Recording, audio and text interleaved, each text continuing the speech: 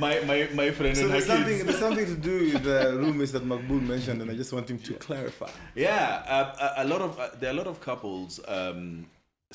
Being on radio, I think we have the privilege of opening up to people. Hello.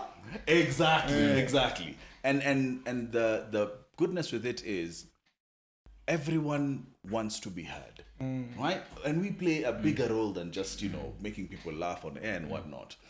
When I was doing late night at Capital, I learned so much about relationships with Nini Wachira because people would call in and be authentic about what they are going through. And part of it is that you get married, you have problems, but we live in a society where, first of all, marriage is so sacred. Even at Jobo, when you go and apply, if you're a married person, you're treated in a different way than someone who's single, right? You have a bit more privilege because you look organized, you look responsible.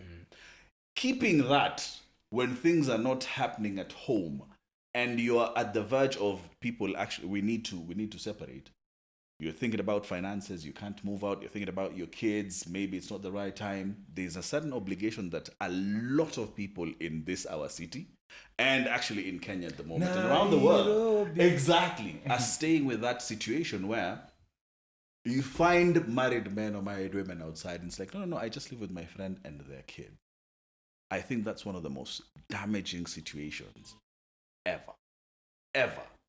Because now you've introduced a different dynamic that you're not dealing, first of all, with your trauma, with your wife's trauma, what's happening to that particular situation, but also you're showing your kids, right? Everyone is going their own direction and then coming back. You too have the privilege of doing that. These 2 kids or 3 kids or 5 kids, they know this is home. So to them, when they grow up, this is how home should operate, right? I think it's one of the most toxic situations ever. To everybody on the food chain. Ever. Everyone. If it's gotten to a point you can't, if it's gotten to a point where really things are bad, go live with a friend. Go stay somewhere else. Or if you really, really cannot, have an honest conversation.